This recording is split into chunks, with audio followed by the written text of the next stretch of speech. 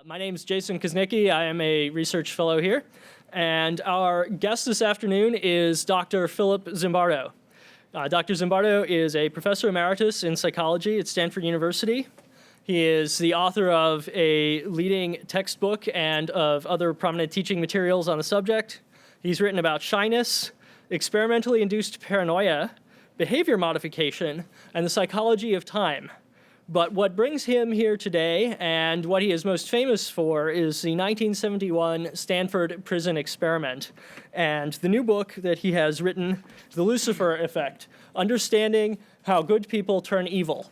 And in this book, he's attempted to relate the findings from his experiment to the current situation with detentions in Abu Ghraib and Guantanamo Bay, and the treatment of detainees in U.S. custody during the war on terrorism. Dr. Zimbardo is the president of the American Psychological Association, currently chair of the Council of Scientific Society Presidents, and has a wide variety of other credentials that I don't probably need to get into at this point. But what really makes his work interesting to libertarians, I think, is that it raises a lot of interesting questions for us. Libertarians tend to be naturally suspicious of authority figures and of arbitrary power, of course, but we're also quite individualistic, and we frequently doubt the power of social situations to influence behavior, perhaps to the degree that the Stanford Prison Experiment and similar research has suggested. So this is very interesting research for us, and also, to some degree, very troubling research for us. And that all adds up to what I hope will be a very stimulating presentation. And we've also brought in my colleague, Will Wilkinson, who has become a frequent commenter on social psychology topics at Cato and has become very interested in these topics recently. And Julian Sanchez, who is a frequent contributor to Reason magazine, a freelance journalist who has written extensively about the war on terrorism and about detainee treatment, and also has been preparing, as I understand it, a book involving social psychology and resistance to authority of his own right. So hopefully they will have some interesting things to say. And then after that, we will turn the discussion over to you and welcome questions from the audience. So without further ado, thank you. Dr. Philip Zimbardo.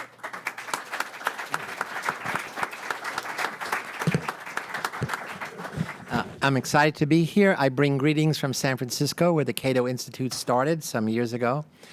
We're sorry to be late, but I was teaching a course in the psychology of terrorism down in Shepherdstown, and it took 2 hectic hours to get here. But I'm here, and I'm excited to be here. What I'm going to talk about is the psychology of evil, the Lucifer Effect in action, and that's me, and that's you. I hope it'll be a hot talk, and hopefully it'll be dazzling if the technology holds up. So I begin with a basic question that theologians, philosophers, political scientists have long debated. What makes people go wrong? Understanding of the nature of evil. We really want to understand, are people born evil and, become good over time? Are there evil seeds? Are there people who are basically inherently different from us? Or do we all have the capacity for evil as well as for goodness, as this remarkable picture shows? Psychologists tend not to ask those big questions. We tend to ask more specific questions for which we have very good methodology, evaluation methodology, assessment methodology, especially the methodology of experimental field and laboratory methods. But I grew up as a little kid in the South Bronx. If you grew up in a city, if you grew up in a ghetto, you grew up amid evil. And I always wondered why kids who were my friends, who I knew were good kids, ended up doing really bad stuff, getting involved in drugs, getting involved in lots of bad things, some going to jail, some getting killed, some killing people. And so long before I was a psychologist, I wanted to know what makes good people do bad things. I also was influenced by Robert Louis Stevenson's Dr. Jekyll and Mr. Hyde. because I had grown up to believe people were born good, people were good or bad, and there was a line, really a secure, fixed, impermeable line between good and evil. And that was kind of a safety net, so that, if you had not done anything bad, the notion was, you were one of the good people, and the bad people were on the other side. But this fiction by Robert Louis Stevenson said that when the good Dr. Jekyll invented this chemical and took it, he became the evil Mr. Hyde. And when the drug wore off, he went back across that line to become good again. And he couldn't resist one more trial, since there was no human subjects committee to prevent self-experiments in those days. He became bad again. So essentially, what I got out of reading that is that the line between good and evil was permeable, that people could cross that line. People who were good for some time or much of their life could, for some reason, in this case taking the drug, begin to do bad things. And maybe even bad people could be rescued, could be saved to become good again. Well, that was a fiction. And so the question in my mind as a psychologist is, what can we substitute for that mystical, magical elixir? And so my talk today is going to be essentially how social psychologists have produced similar effects that Stevenson had presented in a fiction in our laboratories. I want to start with this wonderful illusion by the artist M.C. Escher. If you take a minute to look at it, some of you will focus on the white with the black as the background. Some of you will focus on the black with the white as the background. And if you focus on the white, you see a world full of angels. So here's the wings, here's little tutus, and here's an angel, here's an angel. But if you take a minute to look more deeply, suddenly what pops out are the demons with the horns. And so if the white is the figure, there's angels. If the black is the figure and the white is the background, you see a world full of devils. And what this tells me is the world has been, and probably always will be filled with good and evil, because they are the yin and yang of the human condition. My argument is that people are not born good or born bad. There are, of course, some people who start off with brain defects or psychopathic personality, but they are the rare exception. I'm going to argue that most evil is done by ordinary, everyday people, but that we have the capacity, because we have this incredible mind, to do anything that is thinkable, anything any human being has ever done, as Robert Dunn tells us, that we could do. But looking at that good and evil image reminded me of my old days as a Catholic, in which in the scriptures it says God's favorite angel was Lucifer. Lucifer means the light. In some scriptures he's described as the morning star, as Venus. It's never quite clear how he got that elevated status, but we know he was numero uno angel. And then one day God created Adam as his perfect creature and said all angels have to honor Adam. Lucifer and some other angels said, doesn't make sense. We're angels, he's a mere mortal. Mortals are probably corruptible. And also we existed prior to him. God deals with that challenge, saying you just committed two sins: the sin of disobedience to ultimate authority, God, and the sin of pride. And you know what happens? Pride goeth before the fall. So he gets Michael the archangel, probably second in command, there's probably sibling rivalry there, to battle the Lucifer and the other angels. And Michael wins and Lucifer loses. And paradoxically, it's God who creates hell as a place to put the fallen angels. And Lucifer goes from being the favorite angel to becoming the devil, to becoming Satan, Mephistopheles, whatever you want to call him. So for me, this is the arc of the most extraordinary cosmic transformation of God's favorite angel into the devil. You can't imagine a more extreme transformation. And in fact, clearly no one was there in that cosmic era. So there's some man or men who wrote this story, and it's really a story about what happens when you challenge authority. You go to hell. And it doesn't matter how good you were before, you don't challenge authority. And I think, obviously his church fathers wrote this, and the notion is you don't challenge authority, you don't challenge God, you don't challenge your parents, you don't challenge priests, et cetera, et cetera. So again, given your orientation at Cato Institute about authority, this really sets the stage. So for me, it also meant that it means that it set the context for me investigating how ordinary people, not angels, first begin to do bad things, not necessarily devilish things, but bad things. there are many definitions of evil. My psychological one is evil. The red doesn't come out so good. So evil is the exercise of power to intentionally harm psychologically through verbal abuse, through prejudice, discrimination, to hurt physically, and or to destroy mortally. And at the level of a nation or system, it's to commit crimes against humanity. If you Google the word evil, you come up with 136 million hits in a third of a second. If you put George W. Bush in evil, you come up with 2 million hits, partly because he has been running around since he first got in office, labeling everybody as the axis of evil, the evil empire, the evil dictators, and so forth. And some people say it also applies to the ascriber.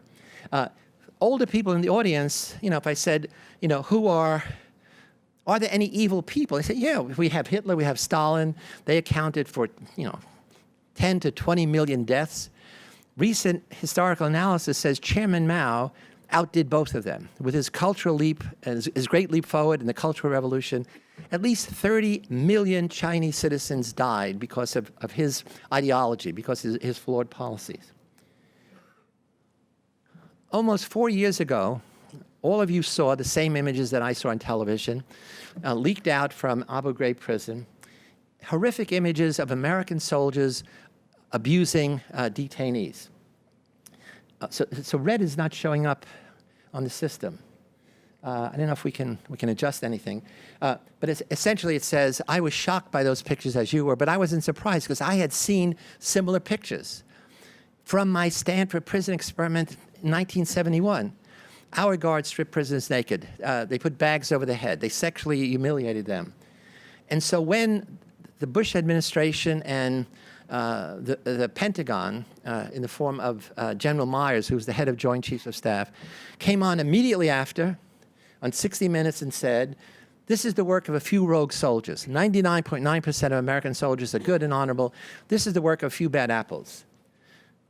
I said that could be, but what I know from the Stanford Prison study is we started with really good apples, and it was the barrel that was bad. It was the situation that corrupted them.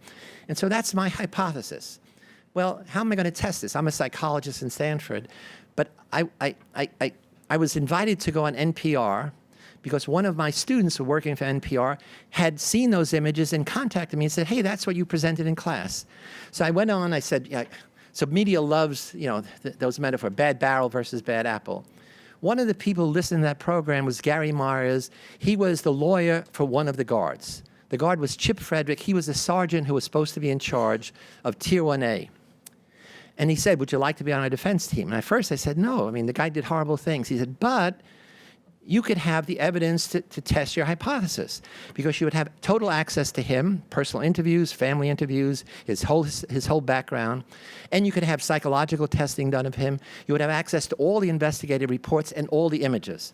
So I said, sure, I couldn't resist that. And so I want to start with a case study of evil, since evil is vague. And so what we're going to do today is say, how do we understand the evil that occurred at Abu Ghraib? And what I want to show you is some of the images that you've seen, but many you haven't seen. This is rarely shown in public. The Pentagon has obviously suppressed this. And what I've done is to try to make it even more emotionally dramatic. I've added motion and I've added some sound. But again, all of these were from the cameras of the soldiers. What nobody has said is these are not, in quote, real soldiers. These are Army reservists, weekend soldiers, who have zero training for the mission of a combat. And they are military police. Their job is supposed to be to protect the prisoners. And we want to know, why did these abuses happen only in one place, in Tier 1A, and only on the night shift, not Tier 1A in the day shift? So it's situationally specific. So let's look at these, and then we'll entertain the question, how do we understand this behavior? So let's take a minute to go down to that dungeon together.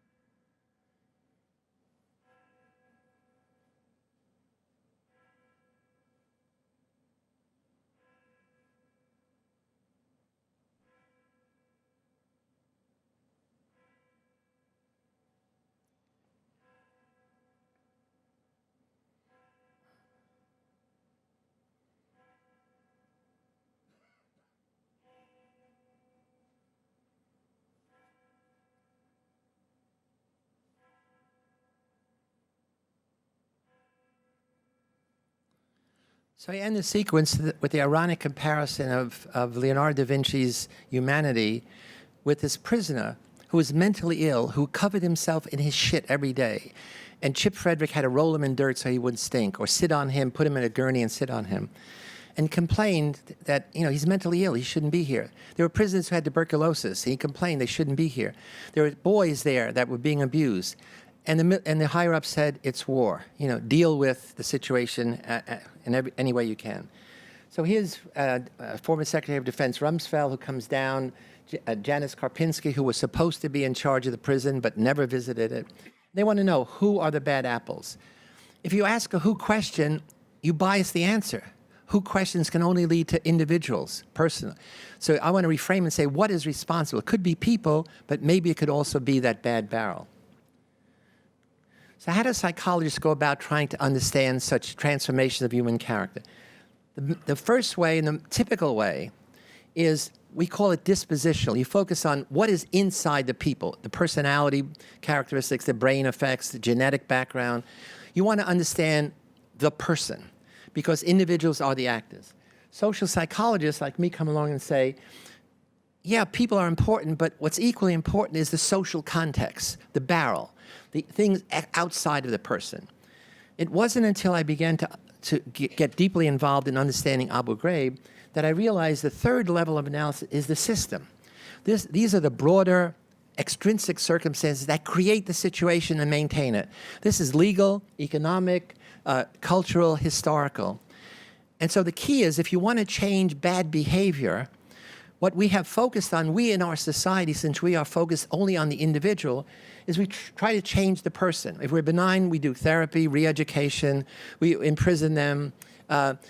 We deal only with the person. But if the situation is what's really causing it, then no matter what you do to the person, you're not going to change it.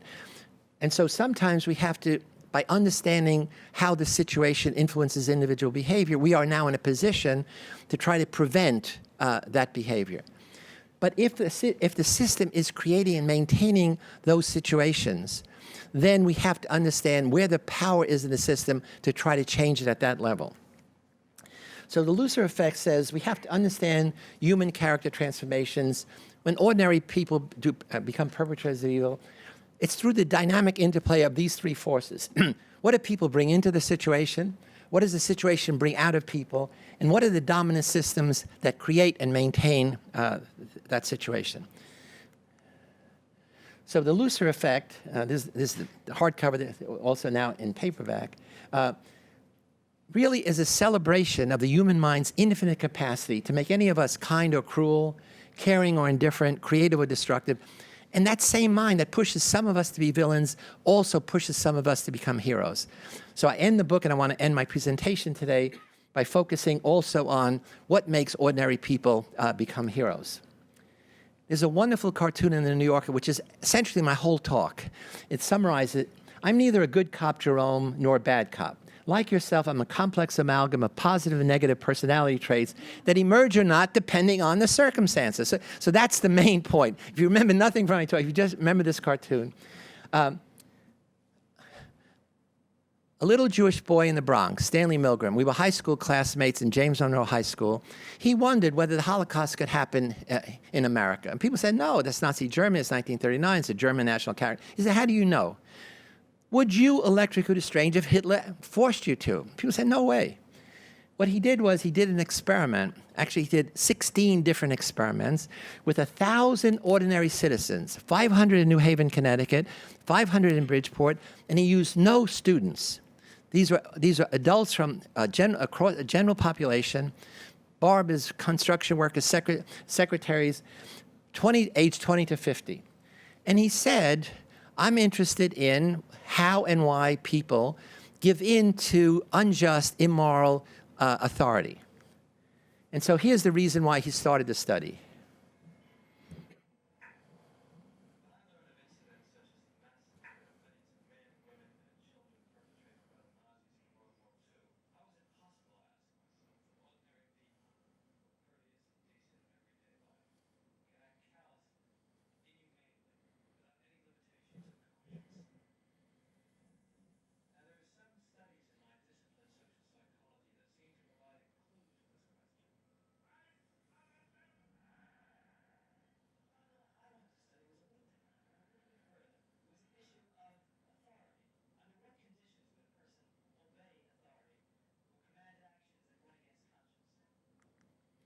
And so in his experiment, very simply put, he says, we psychologists want to help people improve their memory because memory is critical for success in life. That is the ideology. That's the big lie. It's the equivalent of national security, which is our current big lie. And so you come there, and there's two of you, and he says, one of you will be teacher, one of you will be the learner. The teacher is going to give the learner something to learn. When he gets it right, you reward him. When he gets it wrong, you punish him. We want to understand whether judicious use of punishment will improve memory. So this guy is going to be the learner. The other guy is going to be the teacher. And you start off, he's doing well, and he makes mistakes. And the experiment in the lab coat shows him this shock apparatus. When he makes a mistake, you press the first button. It's 15 volts. In this shock generator, there are 30 switches starting with 15 volts he doesn't even feel. And each increment is also a small one, 15, 30, etc. But as the guy makes more and more mistakes, he's in the other room, he begins to scream. And you are a good guy. You turn to the experiment and say, sir, who'll be responsible if something happens to him? The experiment says, I will be, of course. Continue. And now the guy is screaming more and more. I have a heart condition. I don't want to go on. And you're a good person. You turn to the experiment and say, sir, I don't really want to go on. He says, I'm sorry, you have a contract. The contract says you must go on. And now all the ways you get out of a situation are not working. This guy who started as a just authority, he represents science, he wants to help people, now has turned into a fascist. He said, I don't care about this guy. You got to keep shocking. When it gets up to 330 volts, the guy screams. There's a thud and silence. And you say, are you okay in there? And you turn to the experiment and say, sir, something's wrong. Somebody should go in and see him. The experiment says, I'm sorry, you don't understand the rules. Failure to respond is an error of omission, which is the same as an error of commission. You must continue to shock. Okay, now these are 1,000 people, ages 20 to 50, ordinary people. If you did the most minimal critical thinking, you should say to yourself, how can I be helping him improve his memory if he's unconscious or dead? The answer is no, no. And so everybody should quit. In fact, very few people quit, as you'll see. And so when it gets up to here, it says severe shock. The last two buttons are XXX, the pornography of power. And so the question is, who would go all the way to the end? Milgram described the study, as I did to you, to 40 psychiatrists and said, what % of American citizens would go to 450 volts? Their average answer was only 1%, because that's sadistic behavior and only sadists would do it. What's wrong with that? Psychiatrists are trained only in the dispositional orientation. They believe everything is in people's head. They ignored all the social situational variables, the experiment in the lab coat, the contracts, the roles, your teacher, your learner, the impressive equipment, the pressure put on you to keep going. The fact that authority says, I will be responsible, that's diffusion of responsibility. So you put all of those things together and you have a powerful situation. They ignore it. But the point is, they're saying 1%, and we're going to see, how much more than 1%? So the data are, this is the number of people who drop out at each level, from 15 all the way up. No one drops out before 285 volts. When it gets up to 330, 2 people drop out. When it gets to the next level, 111, 2/3 go all the way to the very end, 65%. So this was shocking. This was stunning. Nobody wanted to hear that. We want to believe, people are good. But so you put together all of these social situational forces, and you're getting ordinary people to do this really terrible thing. But I said he did 1,000 subjects. That was only one study. He actually did 16 different studies. And what he shows is it's like putting a dial on human nature. In each study, he varies one social psychological variable. So in study 16, you get 91% going all the way. If you come in and you see somebody like you go all the way, you go all the way. In study number 5, if you see people like you rebel, 90% of the time you rebel. So it says our behavior is powerfully influenced by other people. Other people are models, positive or negative models. What about women? Study 13, no different than men, 65%. And so if the experiment is in another room, you're less likely to shock. If the victim is next to you, you're less likely to shock. So this dial on human nature says you can eliminate the effect, or you can make it up to 90%, not by putting more or less good people in, but just varying one aspect of the social situation. All research is artificial. It attempts to mimic things in the real world. So we always want to say, well, what are the real world parallels? What is the external validity of this concept of blind obedience to authority? Sadly, there is powerful evidence In 1978, 912 American citizens committed suicide or were murdered by their friends and family in the jungles of Guyana because of blind obedience to their minister, Reverend Jim Jones, head of People's Temple. That was in San Francisco, near where I live, and in L.A. And this was a sect of the Church of Christ's disciples. It went very badly wrong after a while, and he moved his sect from San Francisco and LA to the jungles of Guyana, which was a socialist state, and began to abuse his parishioners. There were more than 1,000 there.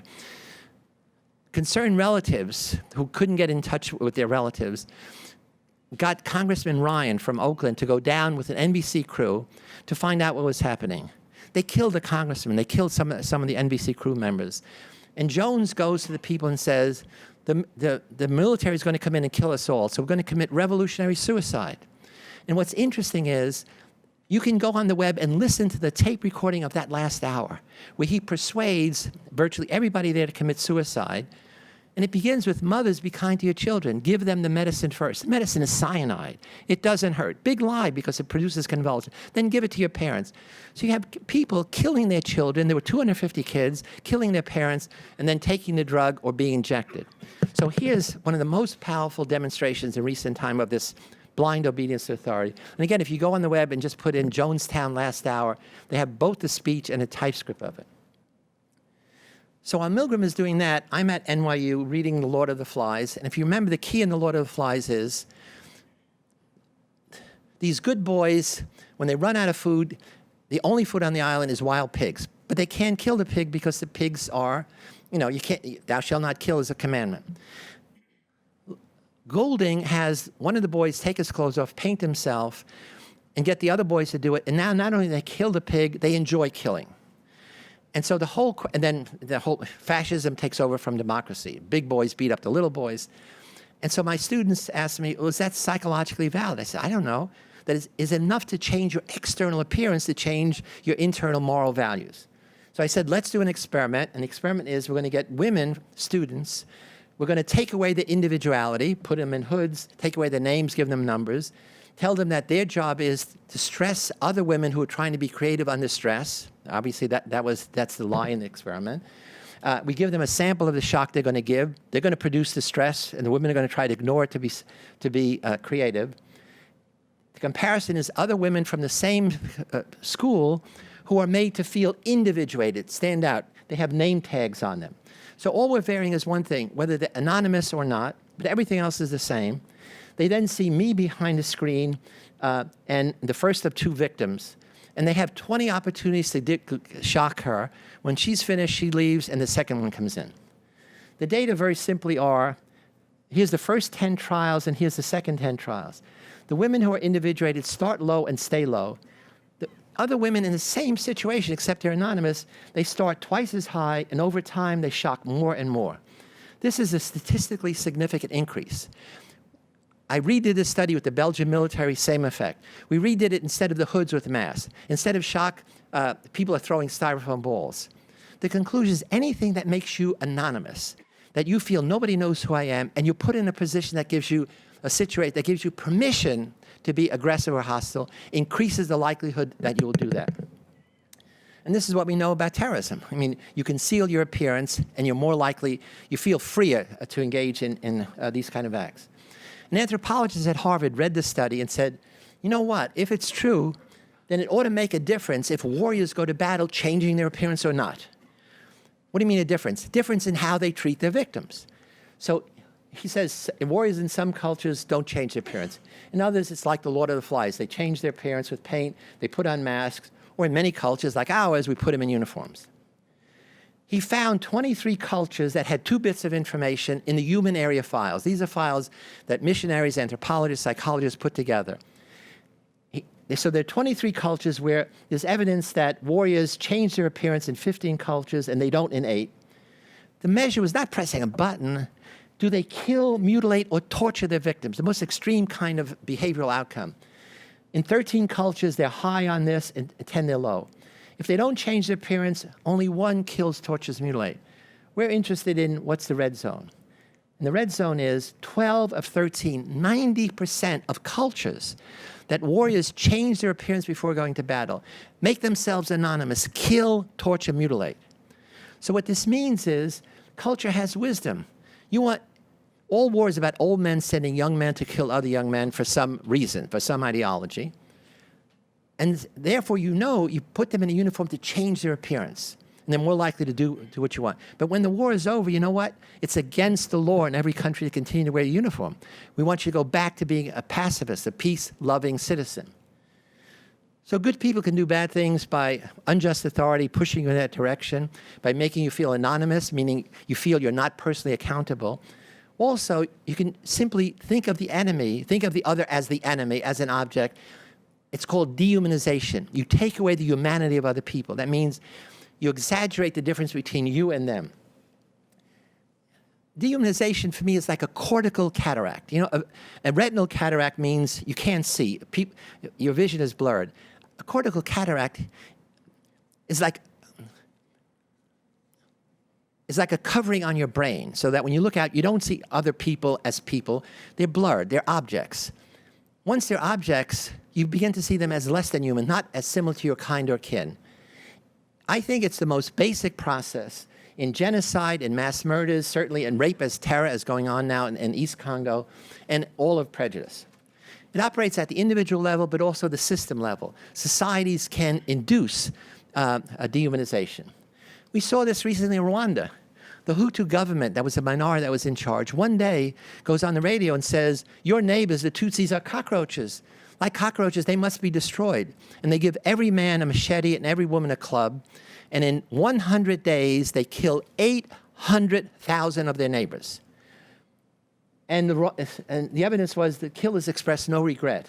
One of the women who did this said, the children didn't cry because they knew us. They just made big eyes. We killed too many to even count.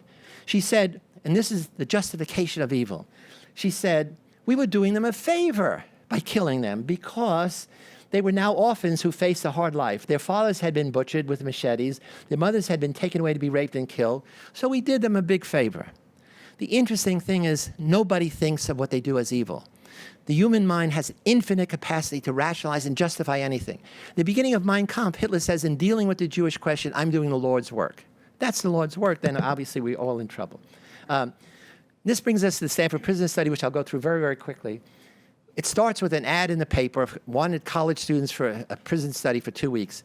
We did this in the summer at Stanford, and these were kids from all over the country who had just finished summer school at Stanford or Berkeley. 75 people volunteered. We gave them all personality tests. We picked the 24 that were the most normal and healthy across all the personality tests and interviews.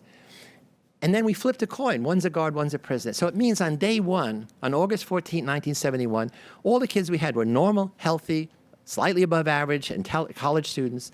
And there was no reason why somebody should be a guard or prisoner. They all knew it was an experiment, except I wanted to start it in a dramatic way. I wanted to have their freedom taken away by the authorities. And what I did is I recruited the Palo Alto police to make arrests.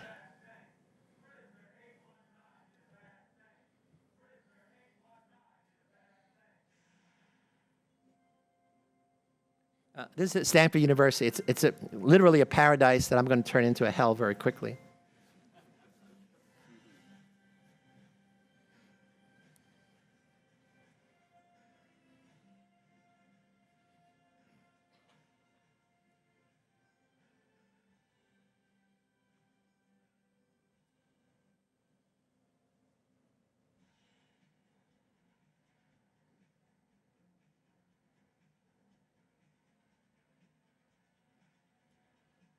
So we wanted the authorities to take away their freedom, as happens in the real world, because then only the authorities can give it back to you. That the only way you get out of prison is through the parole hearing, not because you say, I quit, I'm not interested in the study anymore.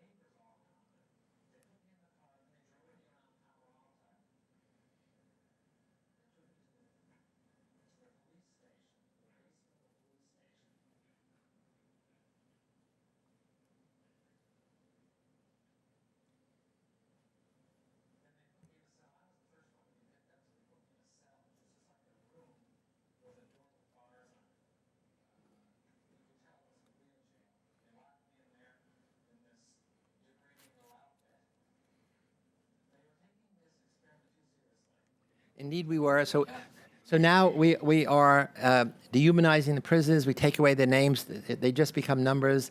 The guards have symbols of power, billy clubs, handcuffs, whistles, and silver reflecting sunglasses, idea I got from the movie Cool Hand Luke, which again makes them anonymous. And it starts, as you saw with the picture of Abu Ghraib. It always starts with that small first step of push-ups, of jumping jacks, and then guards get bored. Boredom is a major motivation for evil, because when you're bored, you have to begin to do something novel and different. So each day, the guards work 8-hour shifts. The prisoners obviously live there. Each day when the guards come in, they ramp up their level of violence, the level of aggression, the level of humiliation. In 1971, Zimbardo conducted a revolutionary experiment here in the bowels of Stanford University in the United States. It brought the world of psychology. A group of students were divided randomly into prisoners and guards and lived in a makeshift jail. The prisoners immediately became submissive, and the guards became cruel. Within a week, Zimbardo's prison was inhumane, and the experiment had to be cut short. At one stage, prisoner 416 went on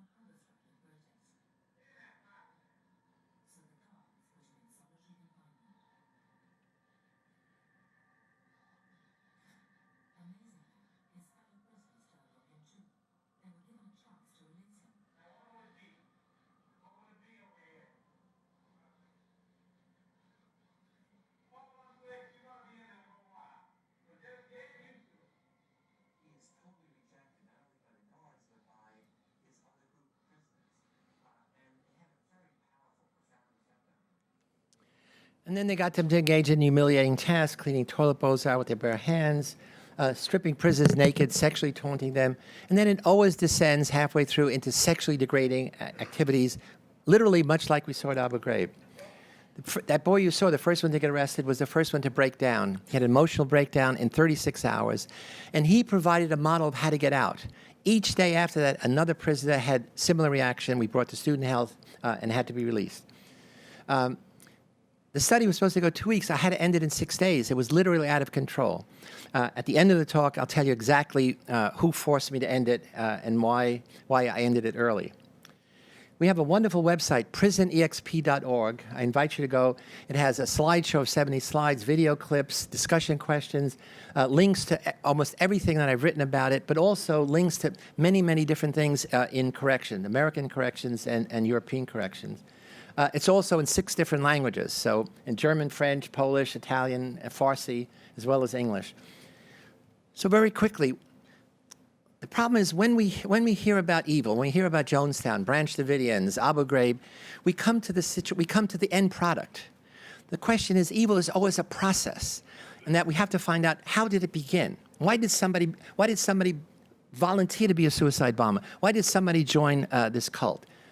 So some of the social processes that grease the slippery slope of evil is mindlessly taking that first small step. Dehumanization of others, making yourself anonymous, diffusion of personal responsibility to the group, blind obedience to authority, uncritical conformity to group norms. Usually groups are valuable to us. Some groups are not.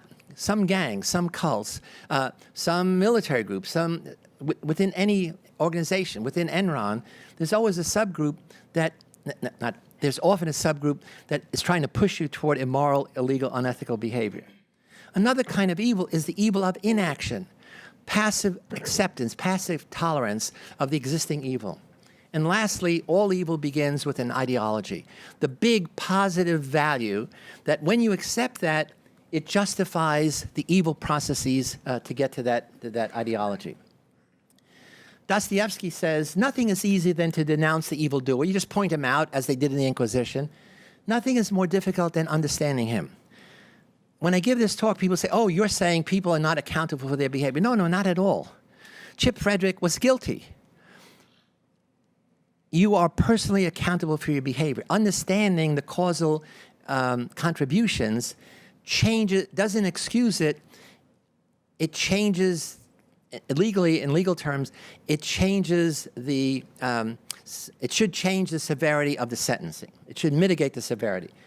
Understanding is not excusing. Psychology is not excusiology. So you are always personally accountable, but it's by understanding what pushed the majority of people in this direction means you can begin to try to prevent it. So again, what are the real parallels, to this little experiment in a basement at Stanford? So here are the prisoners awaiting parole board with the bags over their heads, legs chained. And here we are in Iraq with the bags over the head. Here we are in Guantanamo Bay, a Gitmo. Well, now they use sandbag covers. Here's forced simulation of fellatio that you saw. Here's British soldiers getting prisoners to naked and simulate sodomy. On the evening of 5 at Stanford Experiment, in an experiment that everybody knew was an experiment, the guards told the prisoners, half of you are female camels, bend over. The other half are male camels, get behind and hump them. And they laughed because hump is a play on words. And they were simulating sodomy in 5 days. College students in an experiment. Here in Britain, I don't know how long it took. There's actually a British movie called The Mark of Cain about this episode. Obviously, I want to see parallels between my little study and real-world events. But James Schlesinger, he was former Secretary of Defense. He was part of one of the investigating, he was the head of one of the investigating committees.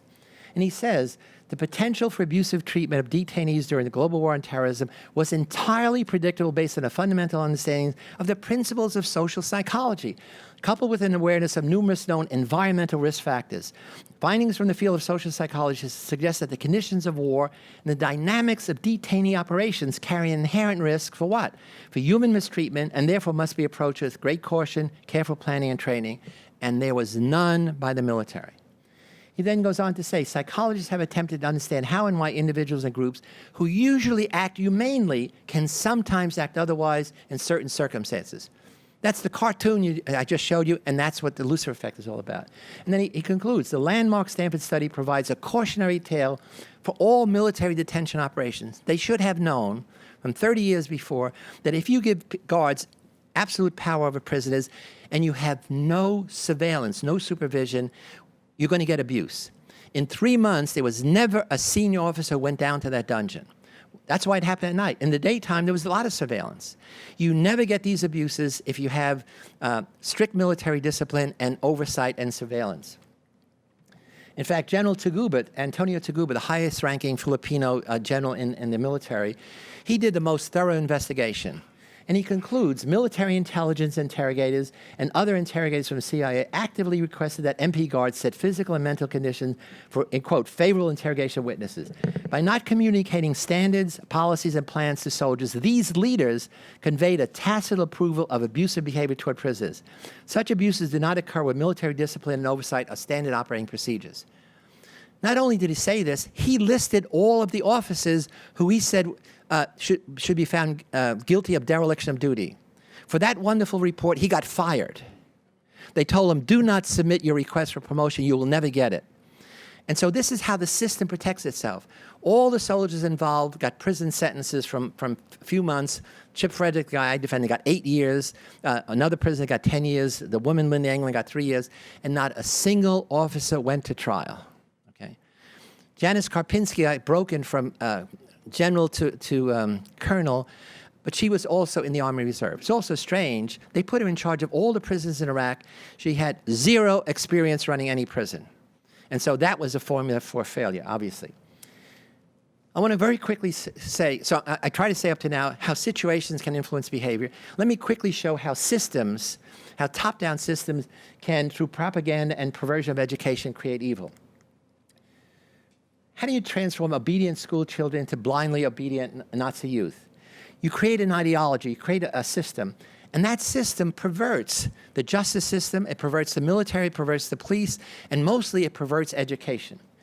And you create a hero, Hitler, and you have posters everywhere, propaganda, so kids want to be like Hitler, kids want to dress like the Nazi soldiers. And they are forced from first grade on to read comic books like this, which are comics about the Jew as the wily fox. And kids read them. And these were comic books. Each year was a different kind that they had to read. And the books were about geography like we had when we were kids.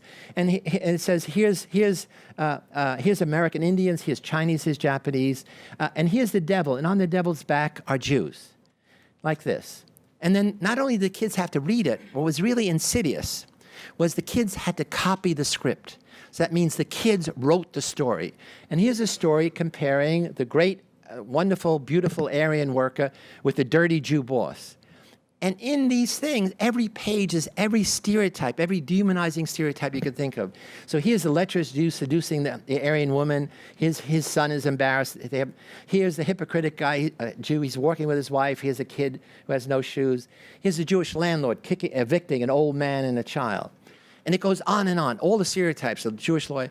And so if a kid reads that as educational material, the conclusion is it's okay to kick Jews out of your school, to restrict them to ghettos, to send them away from your country, and then later on to send them to slave camps. And in the books, it gives you the conclusion. Therefore, kick them out of your school, don't allow them into your playgrounds and so forth, and then finally expel them from your country. So I'm saying this is the insidious way that a system perverts the mentality of its citizens.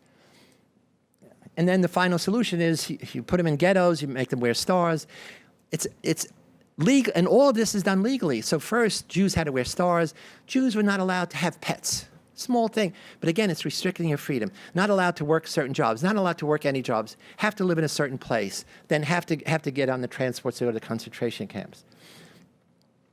So I'm arguing that we need a paradigm shift in psychology, especially psychiatry, medicine, religion, economics, and law, away from the medical model, which deals with only the individual. So I'm a doctor, you come to see me, you have a set of symptoms, I treat you, and you do it. At some point, I say, wait a minute, everybody has the same symptoms. This is a flu epidemic. And what I have to do is I have to switch to a public health model. And it's a model where I'm going to inoculate healthy people to prevent the spread of the disease. And I want to argue that there are situational and systemic vectors of disease that are in our society. Bullying is an epidemic. Racism is epidemic. Violence is epidemic. These have been treated at the individual level, and you can never change that behavior focusing only on the individual level. So Alexander Solzhenitsyn, who was, as you know, a Russian poet, who was imprisoned in Stalin's Gulag archipelago for a number of years, says the line between good and evil cuts through the heart of every human being. It's not an abstraction. It's not out there. These are the decisions you make every day about cheating or stealing, little immoral things, little unethical things. And once you begin to cross that line, once you press 15 volts, you got to know in your mind that 450 volts is waiting for you. So at this point, we have another wonderful website, LuciferEffect.com. It has all of the comic book things. What I didn't get a chance to show you is the dehumanizing photos of Americans lynching and burning blacks alive and putting themselves in the pictures with their children. And they became the start of the postcard industry in America. That people took these pictures, put them on postcards, and sent them to relatives. And I have a whole set of those. So I think you'll find it interesting. Also, there's two Protestant ministers who said a lot of what you say is really a reinterpretation of scriptures. So we have Lucifer Goes to Church. So they have a theology blog each week that I think you'll find interesting. I want to switch very quickly in the last few minutes. We're focusing on what makes good people do evil, but what makes ordinary people do good. So the first thing is, I'm saying people have the capacity, people have the capability to do anything that's imaginable, anything that any human being's ever done, we could do as well. So I want to end on a positive note. Heroism as the antidote to evil. I want to argue that the more people in our culture that develop a heroic imagination, the more moral soldiers you have to combat evil. And so we're developing a new sets of programs that try to create a new educational system that instills in every child the self-belief that I'm a hero in waiting, and I will act heroically when my time comes. And so I'm changing my whole life from a little kid in the ghetto of evil doing all this horrible research to focusing only on heroism. In the last chapter of the book, I introduced the concept of the banality of heroism, which is the counterpoint of Hannah Arendt's famous statement about the banality of evil. And what I'm saying is that most heroism is done by ordinary people, not extraordinary people. The deed is extraordinary. The person is ordinary. In fact, the problem we have is Gandhi, Nelson Mandela, Martin Luther King, Mother Teresa. They're the wrong heroes for us because they have organized their whole life around heroic sacrifice. When we look at them, I'm happy they're there, but I can't do that. Same thing, our kids, we give them the fabulous heroes, Superman, Spider-Man. They're the wrong hero role models because the kids can never be like that. So the argument is most heroes are everyday people. So what I'm trying to do is demystify and democratize heroism that say most people are heroes, and usually a hero only once in your life because you have to be in a situation that elicits that. In fact, here's a physical hero. This famous picture of they call it Tank Man. Chinese students are protesting that they want more freedom, and the government comes and starts killing them. And this kid comes out. There's a row of tanks going to crush the rebellion, literally crush the rebellion. And he argues with the tank commander, and to his credit, the tank commander turns around and goes away. Now, we don't know what happened to this guy. Some say he was killed, some say he's in detention. But here's a heroic act of physical courage. Joe Darby is the guy who stopped the abuse at Abu Ghraib. He is the most ordinary person in the universe. In fact, people in his hometown were upset that he was a hero because they said he's nothing. He's never done anything. His buddy gave him the CD with all the pictures. There were more than 1,000 of these pictures. I've only shown you a few. He looks at these and he says, they're funny. Who ever heard of people piled naked in a pyramid? As he looked at more and more, he said, this is horrible. We're supposed to be bringing freedom and democracy to these people. We're humiliating them. He takes the CD, and he's the lowest rank Army reservist. He was not at Abu Ghraib, so he was not part of the group. He brings it to a senior criminal investigator and says, sir, you have to look at this. And that started the investigation. Was he a hero? They had to put him in hiding for 3 years because his buddies and people in his hometown wanted to kill him. Then they had to put his mother and wife in hiding because people wanted to kill them since they couldn't get him. His hometown newspaper said, Joe Darby, the snitch. He became the enemy because his act humiliated the American military, humiliated the Bush administration. I just came back I spent a week in Auschwitz, and I discovered there's this wonderful woman, a Polish hero, who saved nearly 2,500 Jewish children who were in the Warsaw Ghetto. She heard about the terrible things, people were dying of typhoid. She got somebody to give a false certificate that she was a nurse so she could go in. And she had to convince Jewish parents to give her their children. They don't know who she is. They know she's not Jewish. Saying, I want to save your children. We don't know what's going to happen. I'll put their names on a list, and if you survive, we'll bring you back together. And she put the names of the kids in a jar and buried it in her yard. But the critical thing here is she couldn't do it alone. What is really important for successful heroism is to start a social network. That's Gandhi's passive resistance. That's really the key to civil rights. That's the key to Nelson Mandela's success. They are the individual we see, but they always started a social network. So that's critical, teaching kids the social skills to get other people to share in your vision. And what she did was she went in and took these kids out in valises, in coffins, in various ways. She found a sewer that kids could go into and come out, and she hid them. But she had 20 other people, Polish Catholics, who were involved because they had to move these kids from place to place. Somebody snitched on her. They took her to prison. They tortured her. She refused to give the names. They broke her legs. She escaped from the prison and should have been a big hero. The communists took over when the Nazis left, and she was simply a Jew lover. The communists were equally anti-Semitic. And it wasn't until Israel declared her righteous among the nations that finally people in Poland said, oh my God, we got a hero. And so here she was right after she escaped, woman driving a truck, and she just died last week at 98. And it took her all of her life for anybody to say she's a hero. So again, what's interesting about heroes is it's socially constructed, it's culturally determined, it depends on the historical epic. Here's another Polish hero, Christina Maslach, who stopped the Stanford Prison study. She came down on Thursday night. I had started dating her, and she looks at this thing, and I'm saying, oh, here's the 10 o'clock toilet run.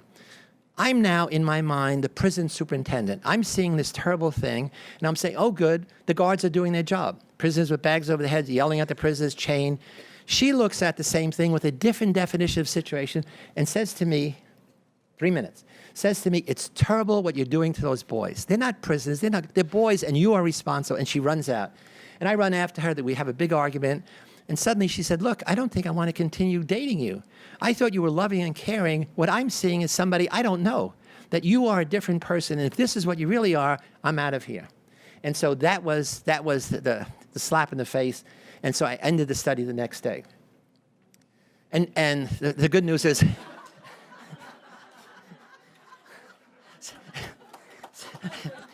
so I came to my senses and married her. And we have lived happily ever after. So I have 3 minutes. So situations have the power to do three things. The same situation that can inflame the hostile imagination in some to stimulate people to do bad things, whether it's at Enron or Tyco or any of the big swindles, or at Abu Ghraib or at Guantanamo. That same situation can inspire the heroic imagination in others, but most people are passive. Most people do nothing. You know why? Because our mothers say, don't get involved, mind your own business. And you have to say, Mama, humanity is my business, I must be involved. And so I want to end with the sense that we are starting programs in Detroit, we develop educational curriculum, the literature of heroism, we're developing materials for college teachers, and courses that encourage children, family, everyone to develop the heroic imagination, which is think of yourself as a hero in waiting for some situation to provide the catalyst for action. To be a hero involves two things. You take action when other people don't, and you defend an ideal or moral principle. And you do it out of sociocentric values, not egocentric. So you have to suppress your egocentricity. I want to end with this wonderful little piece that you've probably heard about this guy, Wesley Autry, the New York subway hero. He's on a station in New York, 137th Street, where City College is. A white guy falls on the tracks. 75 people there, they all freeze. He's got a reason not to get involved. He's got two little girls. He gives them to a stranger, and he jumps on the tracks. And he says, I did what anyone could do. Jumping on the tracks is no big deal. But the moral imperative is, I did what everyone ought to do. So let's just look at this, and then we'll end open for comments.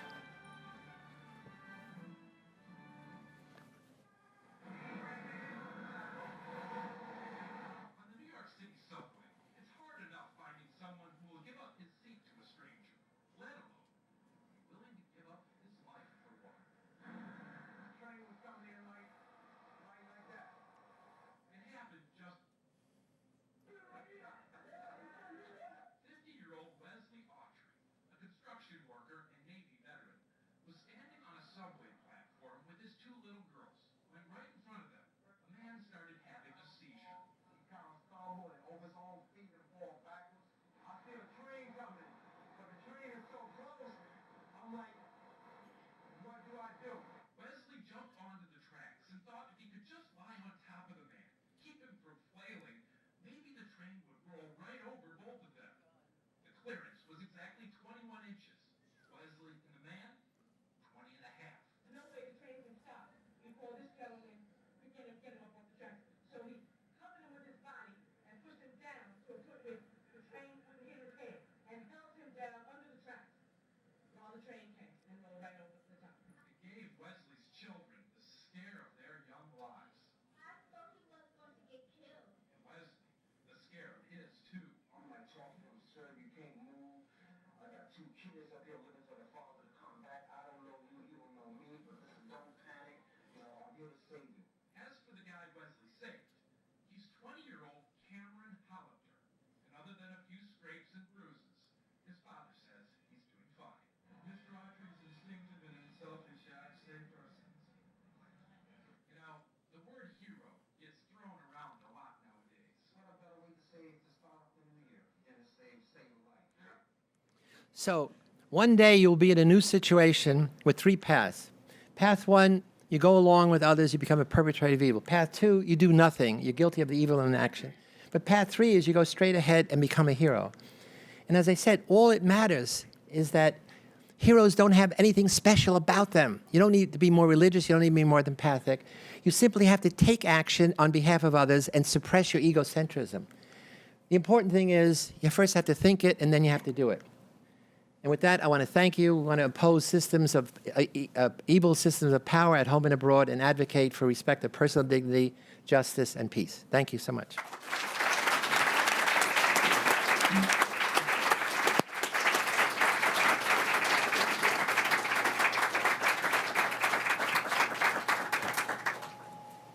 Because of our slightly late start, we're going to have a bit abbreviated comments from our two respondents, and then hopefully still have some time for questions from the audience. So, Will?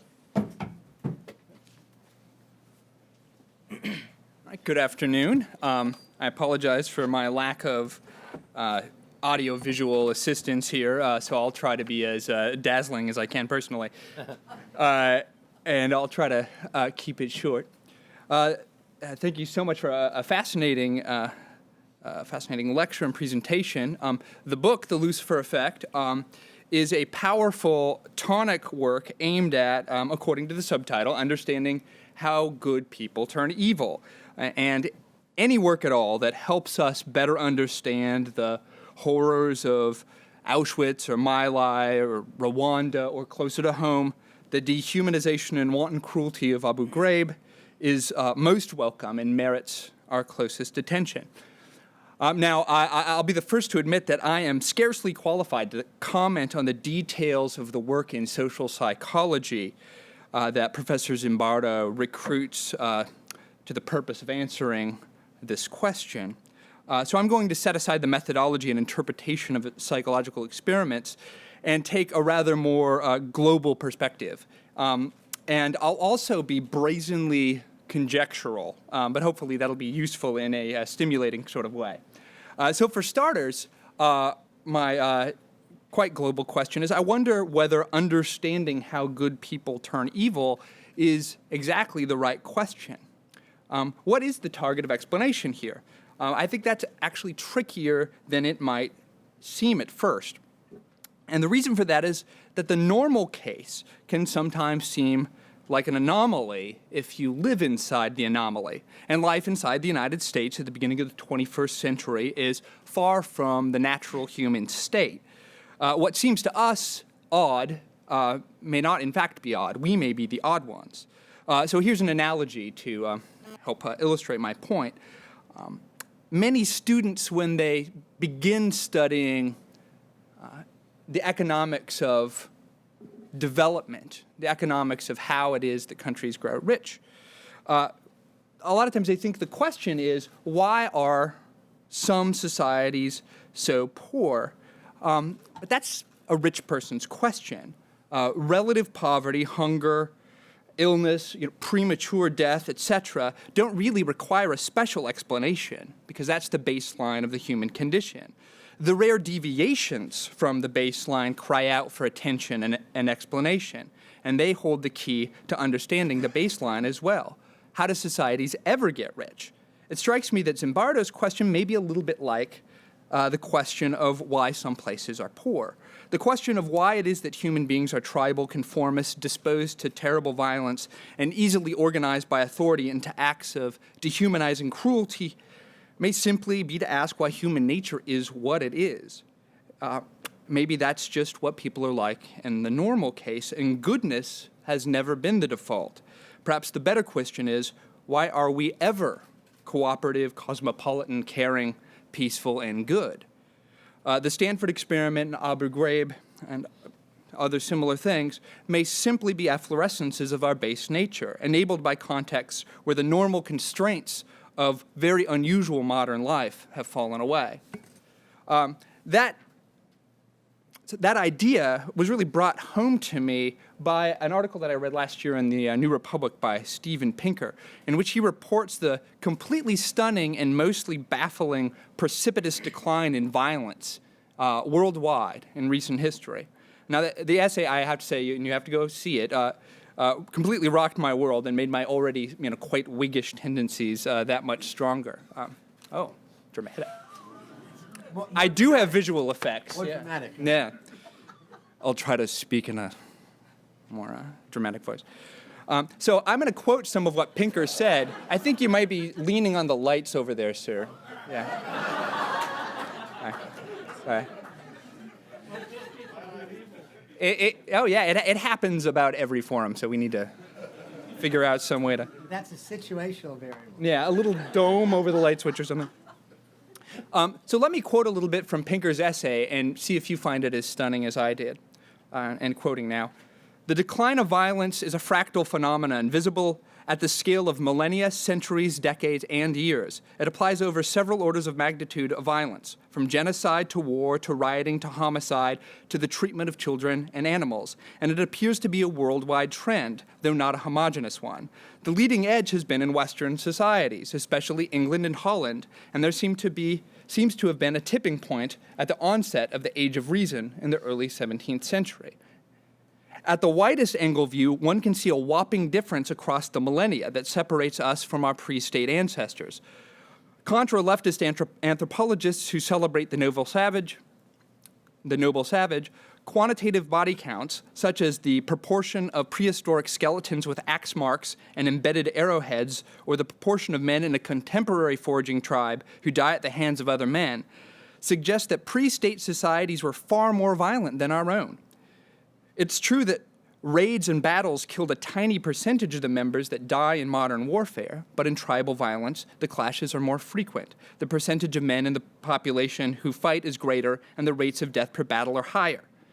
According to anthropologists like Lawrence Keeley, Stephen LeBlanc, Philip Walker, Bruce Nauf, these factors combine to yield population-wide rates of death in tribal warfare that dwarf those of modern times.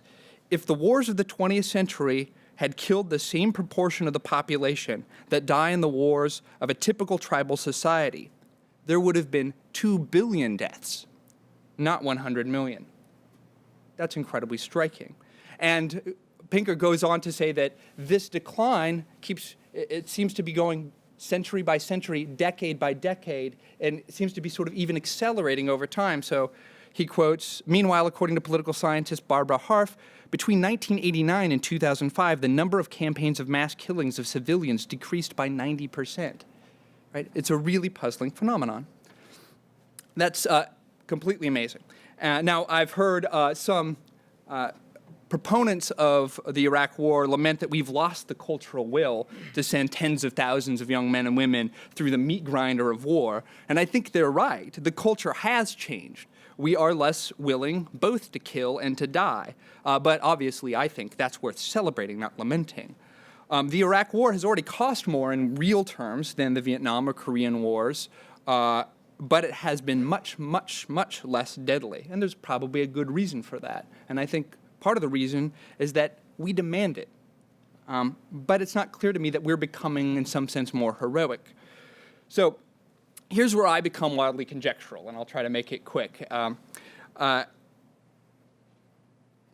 I'm sold on the idea that the explanation of behavior is complex, and that individual dispositions, personality, character, virtue, are only part of the story. I think the evidence presented by Professor Zimbardo and other social psychologists to the effect that context shapes behavior is fairly overwhelming.